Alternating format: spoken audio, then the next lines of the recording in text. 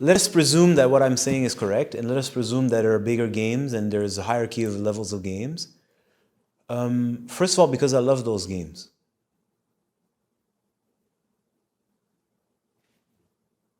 So if you have a good parent and you're a little kid, and as a little kid, your little child is learning to draw, are you going to mock his drawing because it's insignificant and you can build a house?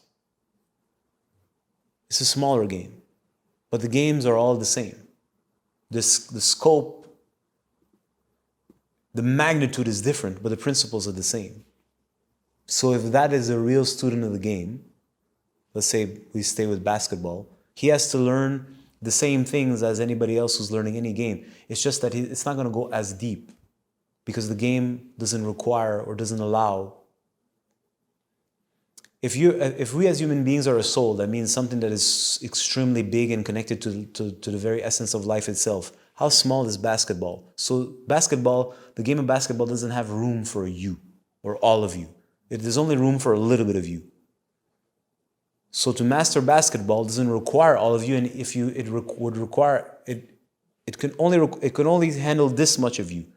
If you would dig in deeper, you would explode basketball and you would not be playing basketball anymore. You wouldn't waste your time there.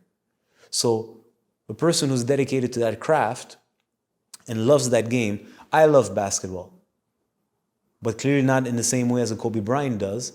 And I enjoy basketball. So am I going to say this is dumb and stupid? Well, if you want to make it the end all and be all, I'm going to have to say, listen, dude, you're putting a ball in a basket. We're fucking lax.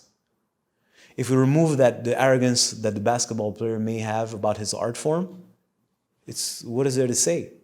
And why should you be arrogant? I love it. I enjoy it for what it is. Take any other art form, but I find them limited. Let's say we use Indian classical music, which is a universe unto itself. So if you think that classical music with Beethoven and all these German crazy psychos is interesting, you go to further east and it's like that exponentially insane. And then they're not tuning into like Beethoven's psychotic mind state because he can't get laid. They're tuning in, raga is tuning in to the spirit of the morning dew. They're like trying to connect to natural powers and natural moments, right? And trying to express it through sound. So it's a whole other level of the game. So this is awesome. It's crazy. It's amazing what they're able to accomplish. You can enjoy it for what it is, and very quickly you're like, well, this is boring. It's small. For those who are dedicated to it, it seems endless. But for a person who has a greater sense of things, and I don't want to say I have a greater sense and that I'm greater. I'm just saying, let's pretend. It's very small, this compared to life itself, or the science of life itself. It's small. So it may be infinitely big, because every universe, if you go into it, is infinitely big. That's why the guys who do jiu-jitsu think this is infinite. I'm like, it's infinite because you're spinning. If you zoom out, it's not infinite. It's redundant and pointless.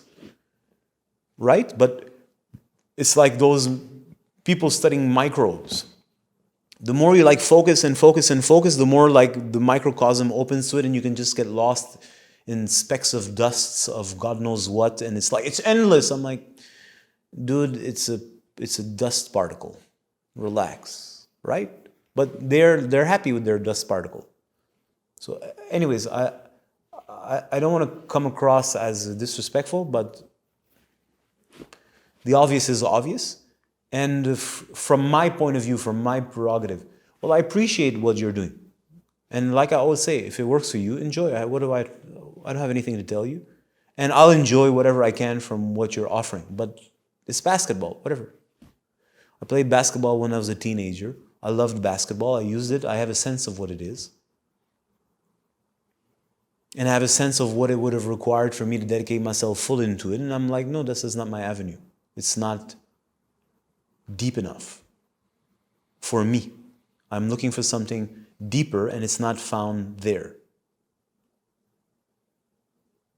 And then when I studied their patron saints, such as Michael Jordan, I'm like, well, he doesn't seem to have found what I'm looking for.